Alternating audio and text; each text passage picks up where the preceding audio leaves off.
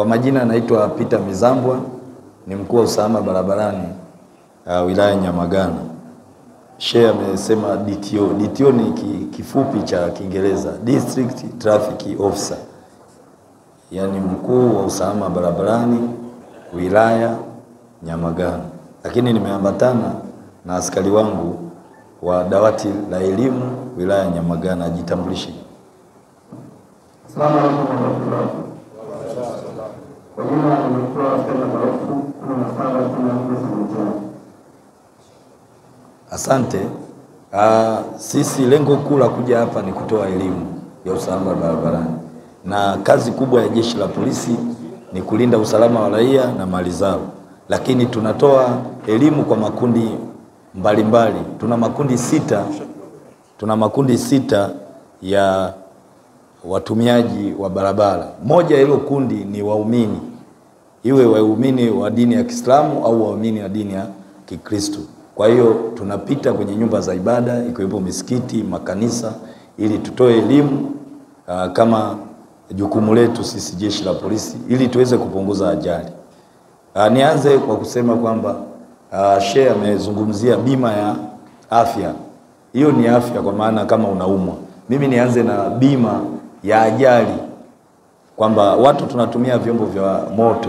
Kwa mfano wewe kutoka huko ulikotoka kuja msikitini umetumia, kama kutumia gari, umetumia pikipiki au umetumia baskeli au umetumia bajaji au umetembea kwa mguu, sote nyinyi ina maana ni watumiaji wa barabara. Kwa hiyo kama una chombo cha moto basi katia bima.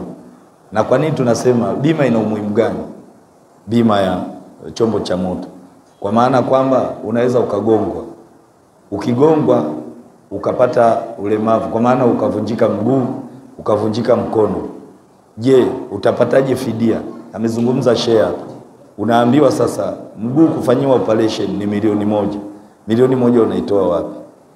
Kwa hiyo ile bima itakusaidia wewe kukulipa fidia. Sisi jeshi la polisi tutakuandalia, kuna fomu namba 90 ya polisi, lakini tutakuandalia mchoro wa ramani, leseni ya dereva kopi na kadi ya gari. Unaambatanisha, unapeleka bima.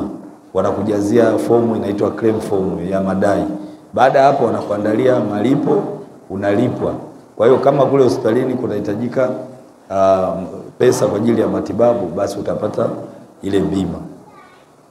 Asalamu alaykum. Lakini pia kwa ndugu zangu madereva wanaotumia hasa pikipiki za miguu miwili, ni vema basi sasa hivi kuna ongezeko kubwa.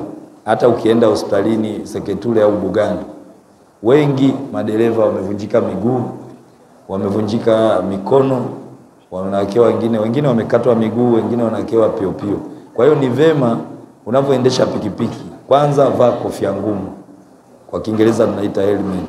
Lakini pia unapoendesha pikipiki usipakie abiria zaidi ya mmoja. Watu wanasema, wale wanaovunja sheria maarufu wanasema mishkaki. Usipakie, kwa sababu inapotokea ajali madhara yake yanakuwa makubwa. Kwa hiyo waumini ni vema unapotumia chombo cha moto kwa maana ya pikipiki basi vaa kofia ngumu. Lakini pia kwa wale madereva wa pikipiki za miguu mitatu kwa maana ya bajaji, usipakie abiria zaidi ya watatu. Pale mbele aliotengeneza kaweka kiti, yani ukae wewe dereva. Lakini sasa hivi vijana wale madereva wanachonga benchi. Lile benchi wanatengeneza mbele huku kasponchi na huku kasponchi. Kwa hiyo huku pembeni anakaa abiria, miguu inatokeza nje, na huku kulia anakaa abiria, miguu inatokeza nje. Matokeo yake sasa ikitokea ajali akagongwa na fuso au skania au na daladala, yule aliyotokeza miguu kule miguu inavunjwa, si miguu umetokeza nje afu makalio imeweka ndani. Kwa hiyo ina maana unapogongwa na ile fuso miguu inavunjwa, au wewe uliokaa upande wa kulia ukigongwa miguu inavunjwa. Sasa umetoa 500 lakini miguu inaenda kuvunjika kwa ajili ya ajali. Kwa hiyo madereva basi tiini sheria bila shuruti. Na ukizingatia kauli mbiu ya jeshi la polisi mwaka huu usalama barabarani, na bahati nzuri mwaka huu ilifanyika katika viwanja vya Furahisha. Wiki anaenda kwa sababu ambayo ilifanyika mkoani Mwanza katika viwanja vya Furahisha kitaifa. Kauli mbiu inasema Tanzania bila ajali inawezekana. timiza wajibu wako. Tanzania bila ajali inawezekana, timiza wajibu wako. Hebu waumini turudie hapo. Tanzania bila ajali inawezekana, timiza. Sasa pigia mstari hiyo ya mwisho, timiza. Mimi na wewe tutimize wajibu wetu. Kwamba wajibu wako unatimiza vipi? Unapopanda pikipiki, omba kofia vaa. Ukiendesha chombo cha moto, hakikisha kina bima. Lakini pia kama dereva uwe na leseni. Asalamu alaykum. Lakini nisiwachoshe sana, nimalizie kwa kusema sasa hivi kuna makosa ambayo yanatendeka. Unajua jamii sasa hivi kama alivyosema Sheikh kwamba dunia sasa hivi imekuwa kama kijiji. Kuna watu mbalimbali, kuna watu wanaweza kawa na fedha lakini wanazitafuta kwa mlango mwingine, kinyume na taratibu za kisheria, lakini pia kinyume na miongozo ya dini. Kwa hiyo huko mashuleni wanakosoma watoto wetu, wapo ambao wanaenda kinyume na utaratibu wa kijamii. Wanatenda watoto wetu, wanawatendea vibaya. Kuna vitendo ambavyo vinafanyika kinyume huko. Kuna wabakaji, kuna wale wanaolawiti watoto wetu. Lakini kuna vitendo vya kinyama, wanawachapa watoto kupitiliza. Lakini pia kuna wazazi wanawapa adhabu watoto ambazo zile wanamfunga juu ya mti. Kuna moja service, unamfunga juu ya mti alafu wanamchapa mtoto au anamchoma na moto. Kwa hiyo wazazi tuwe karibu na watoto, tupate muda wa kuongea na watoto. Uwe mzazi wa kiume kwa maana ya baba, na uwe mzazi wa kike kwa maana ya mzazi wa kike. Tuwakae na watoto na watueleze kwamba shuleni amesoma nini. Kwa sababu hata pia baadhi ya shule unakuta kuna walimu ambao nafikiri mliona ile mfano kule wilaya ile ya Misungwi. Kuna mwalimu kule, naona mkuu wa wilaya alimtangaza kwamba na aliambiwa achukuliwe hatua kwamba amefanya vitendo ambavyo ni kinyume na jamii. Kwa hiyo ni vema watoto wazazi tuwe karibu na watoto ili tuweze kukueleza mzazi amepatwa na nini hawapo huko. Sio vizuri we mzazi unalala tu anakugongea koko asubuhi saa 12. Baba naenda shule, unamwambia haya tutaonana ukirudi jioni. Hapana. Lazima ujue mtoto wako ameamka, unamwandalia. Lakini pia watoto wetu basi tuwe karibu nao, sio tu kwa hayo matendo, lakini pia wanapokwenda shuleni tujue anakwenda na usafiri gani. Kama anakwenda na pikipiki, je, pikipiki gani? Kama anakwenda na gari hiyo gari gani? Kwa sababu sasa hivi baadhi ya watoto wadogo wanakwenda mashuleni wanazagazaga. Kwa mfano hata hapa Sekafa hapa. Sisi tunajitahidi kama jeshi la polisi kuweka askari, na jitahidi askari saa 12 awe pale avushe watoto. Kwa hiyo na nyinyi kama wazazi basi mtusaidie. Unapoona mtoto anavuka barabara au anataka kuvuka au anatembea sehemu ambazo hazistahili, basi kama mzazi basi jitahidi kumvusha mtoto ili avuke salama. Unakuta watoto wanavuka, wazazi wanapita tu, hawana habari na watoto. Wanasema hiyo kazi ya jeshi la polisi, kazi ya trafiki hiyo. Hapana. Jeshi la polisi kwa maana askari. Hatuwezi kuwa jeshi bila jamii. Hatuwezi kuwa jeshi bila hivi. Sisi msipokuwepo sisi tuna kazi sasa. Kwa hiyo tushirikiane. Ndio maana kuna hii slogan yetu ya polisi jamii na ulinzi shirikishi. Kwa hiyo sisi jeshi, ndio maana sasa hivi tunaingia misikitini kutoa nini? Elimu. Tunakuwa karibu na nyinyi. Mkurugenzi kasema hapa, ukiwa na shida, haki yako inapotea, karibu ofisini. Na mimi mkuu wa usalama barabarani wilaya Nyamagana, una shida ya usalama barabarani, ya jinai, karibu ofisini. Usiogope kwamba yule ana manyota. Hapana. Manyota haya nimepewa nitumikie wananchi. Tunatimiza wajibu wetu. Kwa hiyo karibuni, lakini na nyie pia mtimize.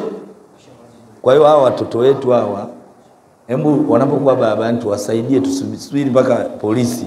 Sisi polisi tuko wachache. Wilaya hizi ni kubwa, polisi tuko wachache. Hatuwezi tukaenda kwenye shule zote, kwenye vivuko vyote.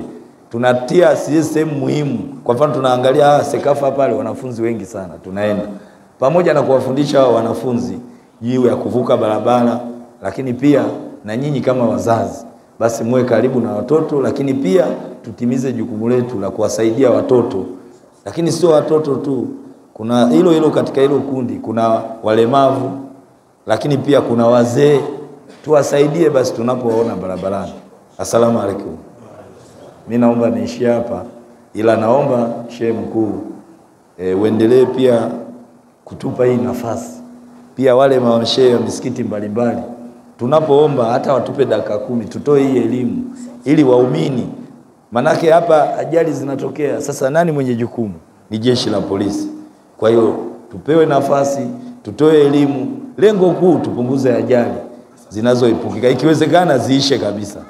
Baada ya kusema hayo, nashukuru sana Shehe, Mungu akubariki sana. Amin. Jamani, tunamshukuru sana pale mkuu wa usalama barabarani wilaya ya Nyamagana. Tunamuona anakwenda vizuri, karibu unaweza kukaa tu. Mwisho kwa leo tuna watu wetu, ndugu zetu wa NHIF, mpelekee maiki Ibrahim. Amekuja kutueleza. Mimi nilikuwa nataka, kwa majina naitwa John Peter. Yeah. Nilikuwa nataka nimuulize DTO kwenye masuala ya hasa leseni, driving license. Imeonekana driving license ni gharama kubwa sana, na upatikanaji wa leseni ya udereva kwa ujumla imekuwa ngumu sana kwa madereva. Si kwamba labda bodaboda walio wengi hawana leseni, najua hawana leseni, lakini leseni ya udereva hasa daraja A limekuwa ni gharama kubwa. DTO kama mkuu wa usalama barabarani anasaidiaje madereva wa bodaboda kupata leseni kwa gharama nafuu? Hilo ni swali langu la kwanza. Lakini swali la pili linahusu bima. Ingawa bima kuna wadau wake, swala la bima linaonekana kama bima haitusaidii chochote. Bodaboda wanavunjika miguu kila siku, lakini vyombo vyao vinaponunuliwa Sahara vinanunuliwa na bima ya 59. Anapogongwa bodaboda, ile bima haijitokezi kumlipa huyo bodaboda. Bodaboda anabaki kama Mungu tu anatembea. DTO kama mkuu wa usalama barabarani, kuhusu hii bima, tunaingiziwa kulipa bima, inatusaidia nini? Na ninyi mnatukamata kuhusu hiyo bima, na tunapopata matatizo hiyo bima haitusaidii. Hebu DTO tunakuuliza, unatusaidiaje katika hilo? Kwa majina naitwa Donanti Fikiri Bwire, ni bodaboda kituo cha Mbugani A. Mheshimiwa DTO, mimi napenda kuuliza, hapo umejitambulisha wewe ni mkuu wa jeshi la polisi usalama barabarani, ila napenda kupata elimu kuwa kuna baadhi ya maaskari, tunajua maaskari wote ni usalama wa wananchi, wanalinda raia na mali zao, ila kuna baadhi ya maaskari wanaotembea na pikipiki, kwa jina maarufu tunawaita malaida. Wao wanasimamia ngazi gani? Maana wao ndio wanaongoza kukamata kuliko trafiki. Wao wanasimamia ngazi gani? Yaani wale wanasimamia ngazi gani? Maswali matatu yameisha. Asante sana. Ushauri. Mwenyekiti ana ushauri hapa. Kabla hujajibiwa unatoa ushauri kabisa. Haya. Napenda nitoe ushauri kwa jeshi la polisi. Jeshi la polisi, sisi waendesha pikipiki mara nyingi waga tunasemekana kwamba bodaboda ni kundi la wahuni na majambazi, lakini ni kinyume na taratibu au kinyume na tafsiri za watu. Sasa nipende nitoe ushauri kwa jeshi la polisi.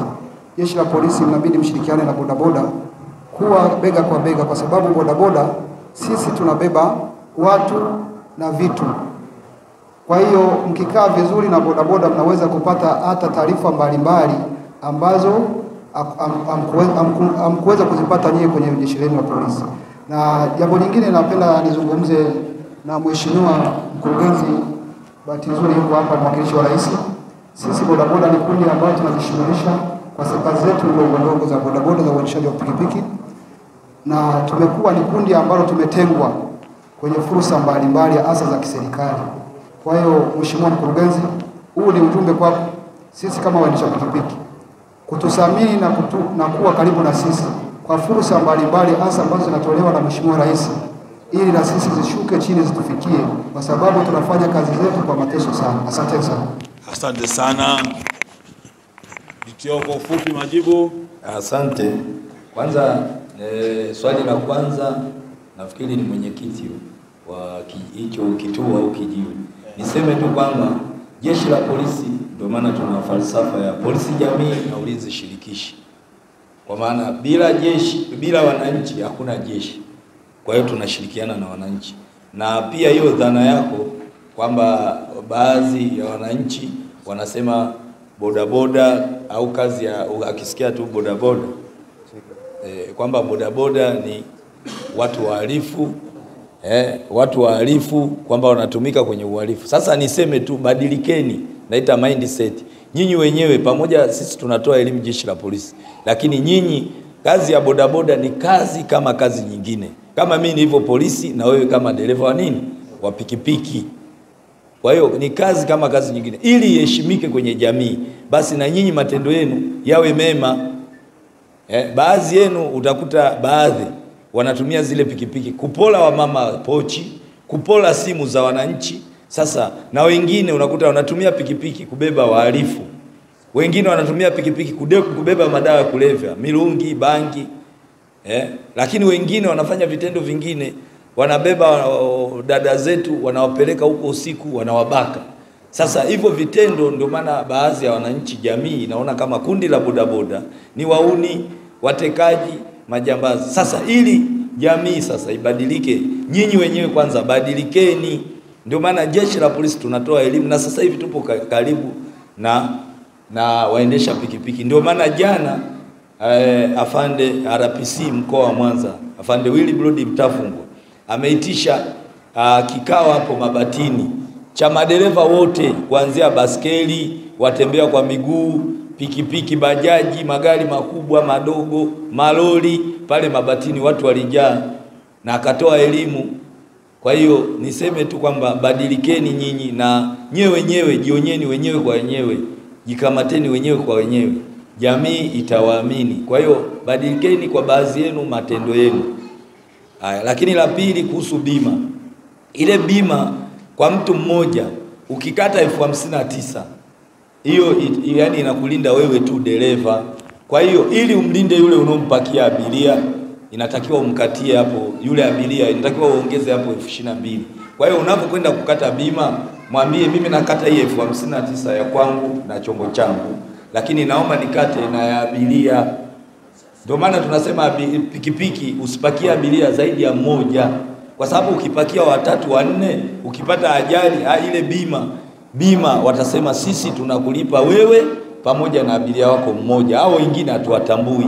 Ndio maana tunatoa elimu usipakie abiria zaidi ya mmoja. Kwa hiyo niwaombe kwa ujumla wananchi, waumini, kama we dereva ukikatia bima pikipiki 59,000, basi omba umkatie abiria wako, nafikiri haizidi 22,000. Asalamu alaykum.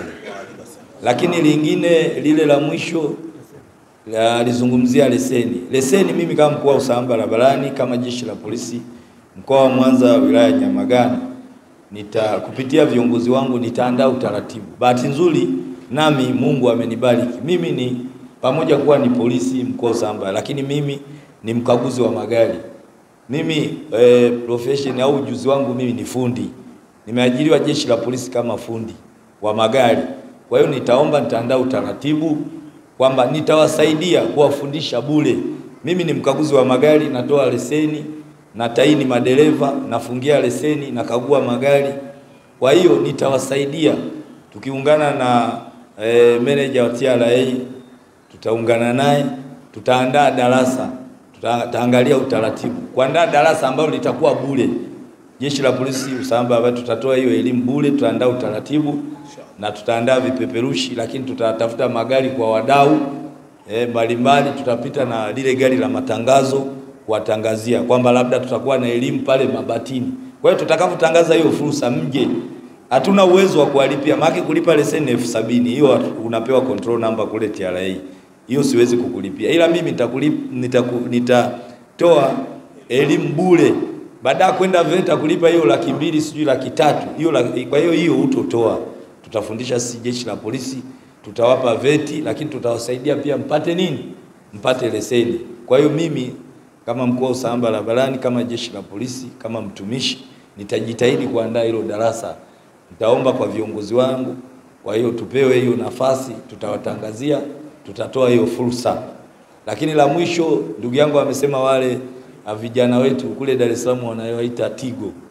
Kwa hiyo wale nishawapa maelekezo. Wale ni askari. Askari tunafanya kazi zote. Kosa lolote linapotendeka wanatakiwa wafanyaji wachukue hatua. Lakini tufate nini? Utaratibu, kanuni na sheria zilizowekwa. So sisi tukavunja sheria kwa maana tukawa mmoja wa kufanyaje kusababisha ajali. Kuna programu yetu ambayo tunaita ukamataji salama. Ndio maana siwezi nikakuona wengine wananchi wanasema polisi mbona bajaji au pikipiki inapita hapo wamepakia mishikaki hawajavaa kofia ngumu alafu wewe uwakamate. Sisi tunakamata kwa ukamataji nini? Siwezi nikakufukuza wewe. Haya, nakufukuza unaenda sokoni unagonga watu wanakufa. Sasa kuna busara hapo. Mimi polisi nina busara kweli? Nimetumia ukamataji salama. Kwa hiyo ndio maana tunakufuatilia, tunachukua namba yako tunakufuatilia. Pale utakapopaki ndio tunakuja tunakukamata. Kwa hiyo pia wale askari wangu, wale ni askari wako chini yangu pia. Kwa hiyo nitawapa elimu kama wanakamata basi wakamate kwa kutumia nini? Ukamataji salama. Lakini mwisho kama una lolote naomba nitoe namba yangu ya simu. Kama kuna askari anafanya vitendo kinyume na utaratibu wa kisheria, piga simu. Sisi kijeshi tuna utaratibu wetu wa kijeshi. Kuna mahakama za kijeshi tunaita court martial. Sawa? Kama ameenda kinyume, askari nafikiri mnaonaga pale wako mahabusu. Wale ni watovu wa nidhamu. Kwa hiyo chukueni namba yangu ya simu. Kwa taarifa yoyote, iwe awe polisi, sisi polisi hatuko juu ya sheria. Kwa hiyo hatutakiwi kuenda kinyume na taratibu za kisheria, lakini pia hata taratibu za kijamii.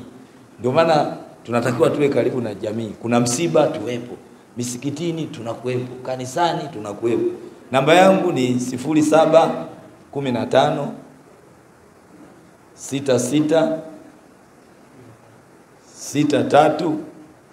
6352. Narudia 0715 66 6352. Kwa lolote umeonewa, umezulumiwa haki yako, karibu, namba hiyo iko hewani. Yani huwa izimi, tunatembea na back charger. Yani inakaa kwenye muda wote, kwa hiyo inakuwa hewani. Kwa hiyo piga, tusaidiane. Asalamu alaykum. Asante.